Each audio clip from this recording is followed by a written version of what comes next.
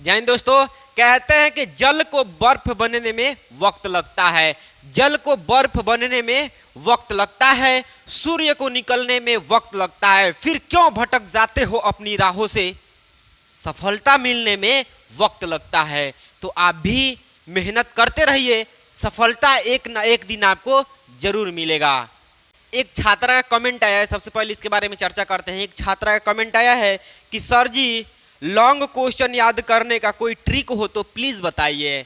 तो देखिए दोस्तों, ट्रिक यही है, देख लीजिए, सुन लीजिए, बहुत गौर से सुनिएगा, ठीक है। आपको एक फॉर्मूला दे रहे हैं किसी भी चीज को याद करने का, या साइंस हो, सोशल हो, हिंदी हो, संस्कृत हो, किसी भी सब्जेक्ट को आप बहुत आसानी से याद कर लीजिएगा। कब? जैसे देखिए, पहला फॉर्मूला है, ठीक है।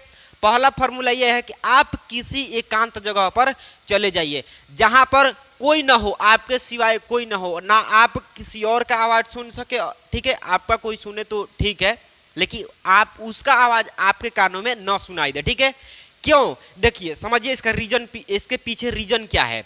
अगर मान के चलिए कि आप यहाँ पर स्टडी कर रहे हैं, ठीक है, अब बगल में कोई टीवी देख रहा है तो उसका आवाज आपके पास गूंजेगा, कान में जब आएगा ना आवाज, तो कहिएगा हम भी चलते हैं, थोड़ा सा देख लेते हैं, 2 मिनट देखेंगे, ज्यादा नहीं देखेंगे। लेकिन जब आप वापस जाइएगा ना, तो मानवा बहुत चंचल है, जब जाइएगा 2 मिनट के लिए और देखने लग जाएगा 5 मिनट, मन कहेगा कि हमको पढ़ाई करना है, ठीक है। आपकी आत्मा बोलेगा कि क्या हमको पढ़ाई करना है, लेकिन आप उसके प्रति आकर्षित हो जाइएगा। आपका जो ब्रेन है ना, ये तो उधर खिंचा रहा है, लेकिन आपका मन है वो जा रहा है किधर? फिल्म की ओर आकर्षित हो रहा है।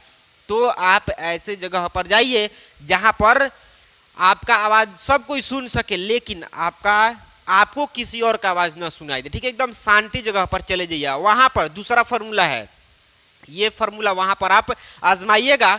फॉर्मूला क्या है, जरा ध्यान से सुनिएगा, ठीक है। देखिए, सबसे पहला काम आपको क्या करना है, जब आप याद करने बैठते हैं तो उसको इजी तरीका से आप सोचिए। सबसे पहले उसको सोचिए। अगर मान के चलिए कोई टॉपिक, संसाधन किसे कहते हैं, इसके बारे में सोच लीजिए एक बार। हाँ, मानव जीवन के उपयोग में आने वाली वस्तु संसाधन कहलाती, ठीक है। एक बार उसको देख लीजिए, पूरा भर मन, जितना मन करे आपको उसको देख लीजिए, ठीक है। देख लिए, ठीक है। उसके बाद से आंख बंद कीजिए और मन में स्मरण कीजिए कि हाँ हम क्या क्या सोचे थे, ठीक है। आंख बंद करके स्मरण कीजिए, या तो बोल करके या तो मन में, आपको जैसे अच्छा लगे, जैसे हो सके वैसे आप क्या कीजिए, स्मरण कीजिए। और उसको जब आपको लग रहा है कि हाँ हमको ब्रेन में बैठ गया है, यानी कि हम सटीक, यानी कि लाइन जो है पूरा बिना हिचकिचाए बोल दे रहे हैं, तो फिर आप क्या कीजिए, 2 से 3 बार उसको लिख डालिए। देखिए आपके दिमाग में हमेशा के लिए न बैठ गया तो अब बताइएगा। देखिए फॉर्मूला आपको क्या बताए, सबसे पहले उसको एक बार देख लेना है, ठीक है। एक बार मत देखिए, 50 बार देखिए, ठीक है। उसके बाद उसको सोच लीजिए, 2 से 3 बार सोच लीजिए, जितना आपको हो सके, ठीक है। ऐसे कीजिएगा तो आपका जो IQ लेवल है ना, ये तेज हो जाएगा, और वो जो क्वेश्चन आप देख रहे हैं वो आपके ब्रेन में सेव होना स्टार्ट हो जाएगा। जब स्टार्ट हो जाएगा तो एक बार आप उसको लिख डालिए, राइटिंग भी आपका ठीक हो जाएगा और याद भी हो जाएगा। एक तीर से 2 निशाना, ये आपका फॉर्मूला है। ये फॉर्मूला को आजमाइए और किसी भी टॉपिक को याद करने में इस फॉर्मूला का एकदम रामबाण इलाज है। एकदम इस ट्रिक को आप आजमाइए, और कोई भी टॉपिक याद ना हो तो फिर कहिएगा। और जब आप क्वेश्चन पढ़ते हैं ना, तो उसको इजीली तरीका से आप सोचिए कि इसके बारे में सबसे पहले गहराई से गहराई में उसके जाइए, उसके बाद उसके बारे में विचार कीजिए, सोचिए, उसके बाद से देखिए, सोचिए, लिखिए, बस कंप्लीट, ये आपको याद हो जाएगा, ठीक है दोस्तों। तो चलिए, ज़्यादा समय को ध्यान में रखते हुए हम अपने टॉपिक की ओर चलते हैं और जियोग्राफी के सब्जेक्टिव क्वेश्चन के बारे में हम लोग चर्चा करते हैं बहुत इजी तरीका से। हम यहाँ पर देखिए, हम क्वेश्चन पे जब आपको लेकर के चलते हैं तो क्वेश्चन पर आपको बताते हैं कि किस प्रकार से आपको सोचना है, देखना है, सोचना है और लिखना है, ठीक है दोस्तों। तो आइए क्वेश्चन को समझते हैं।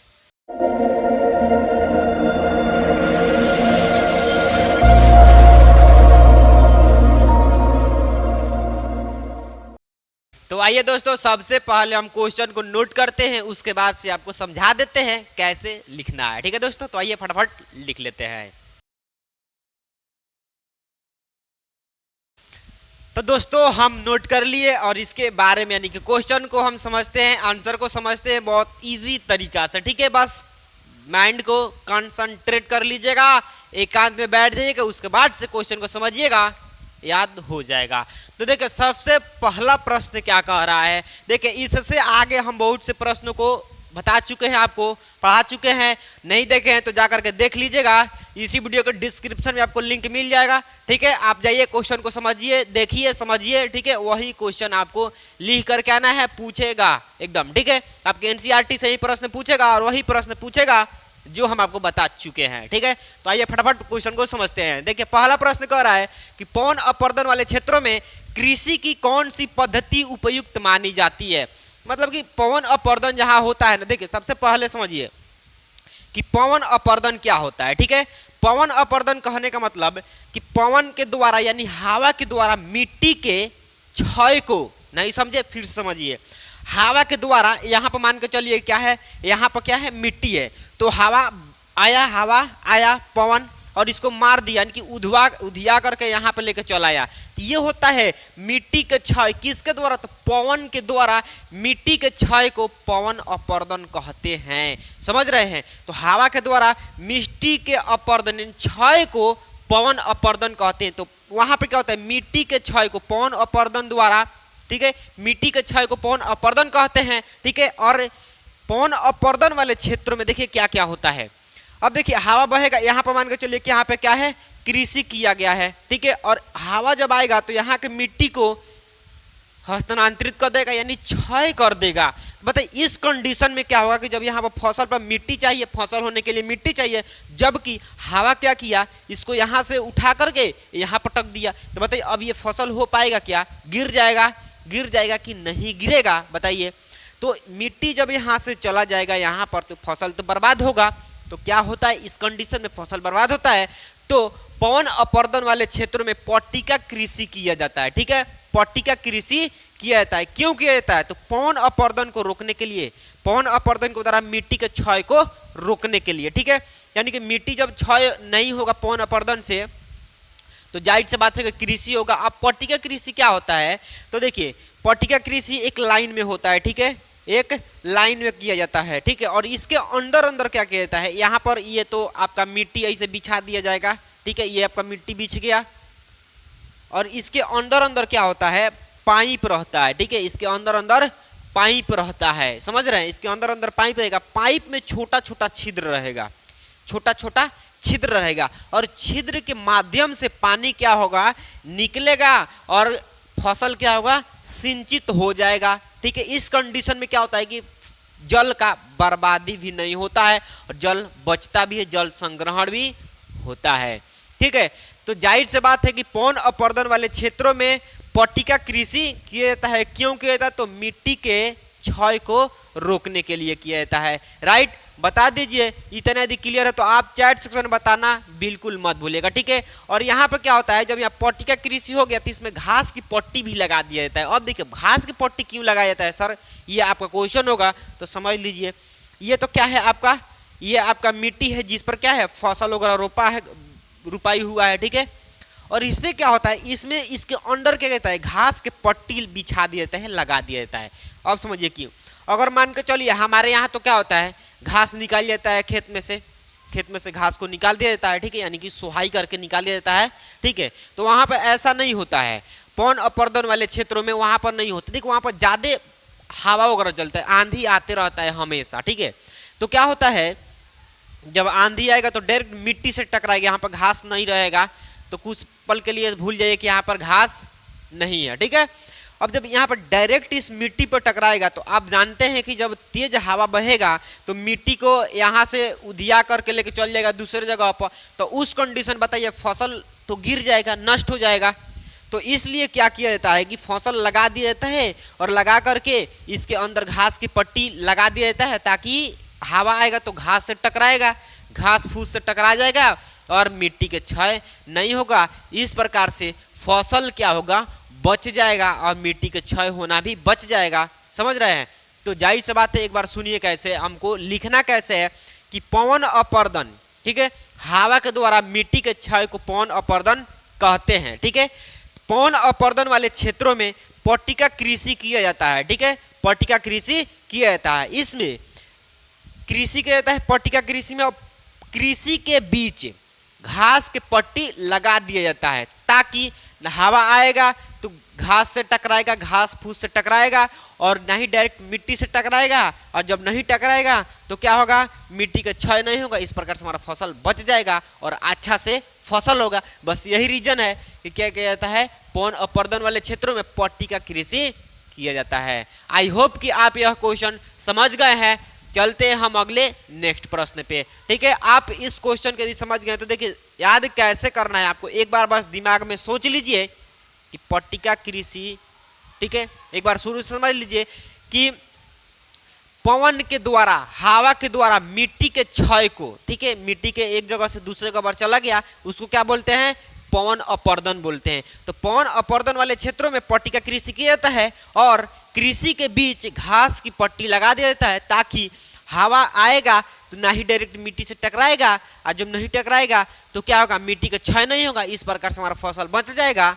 समझ रहे, बस यही रीजन है कि ये जो होता है पट्टिका कृषि किया जाता है पवन अपर्दन वाले क्षेत्रों में। बस बात इतना ही है। ठीक है, इतना आपको लिख करके आ जाना है। ठीक है, अगला क्वेश्चन क्या कर रहा है कि भारत के किन भागों में नदी डेल्टा का विकास हुआ है, यहाँ की मृदा की क्या विशेषता है।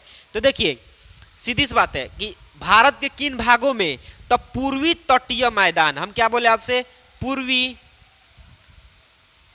तटीय मैदान हो गया। ठीक है,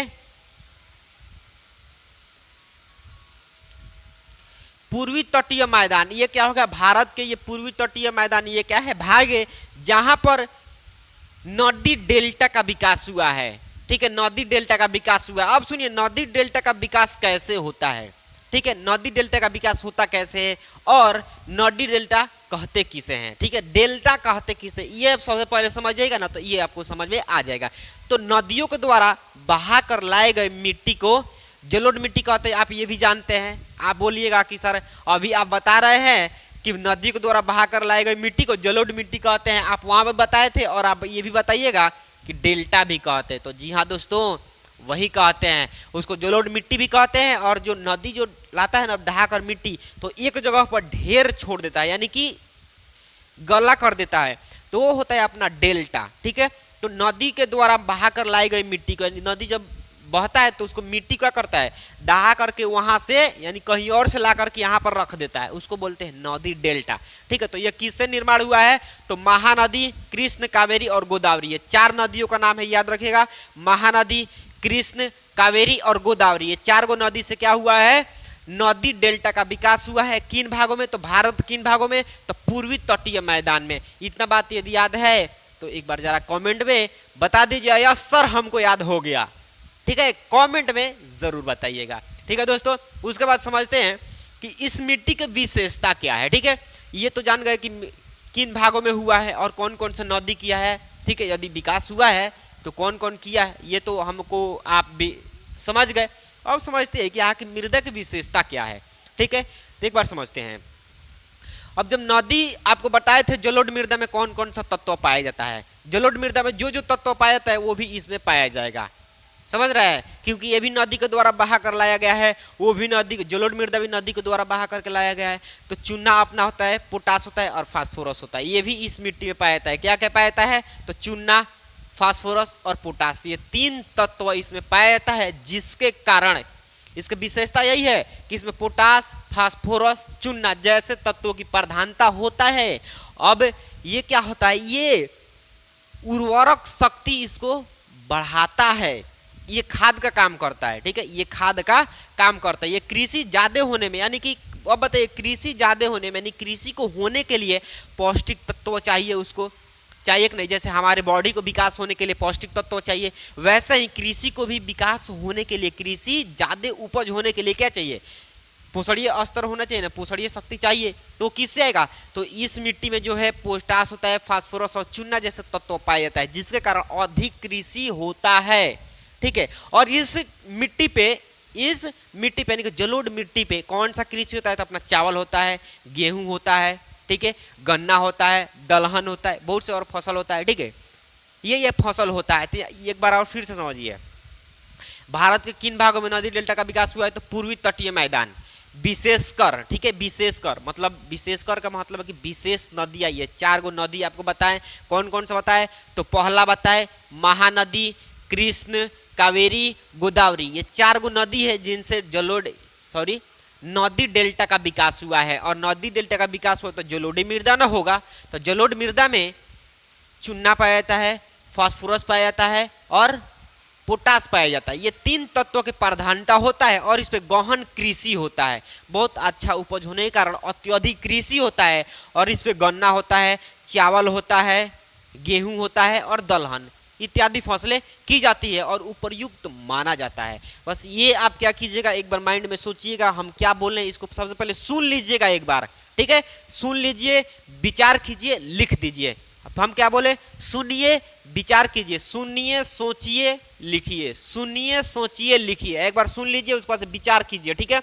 हाँ सर क्या बोल रहे हैं, क्या बोल रहे हैं, हाँ माइंड में बैठा लीजिए, एक बार बैठा लीजिए। हाँ बैठ गया तो उसको लिख डालिए, ठीक है। देखिए हमेशा के लिए आपको याद हो जाएगा। बस इतना ही बात है दोस्तों, ठीक है। यदि समझ गए हैं तो एक बार चैट सेक्शन में जरूर बता दीजिएगा और चैनल को सब्सक्राइब करना मत भूलिएगा, ठीक है। और किसी भी प्रकार के दिक्कत हो, यदि किसी प्रकार के क्वेश्चन हो आपके पास समझ में नहीं आ रहा है, तो आप उस क्वेश्चन को नोट करके आप कमेंट में भेज दीजिएगा, अगली वीडियोस में हम आपको समझा देंगे, ठीक है दोस्तों।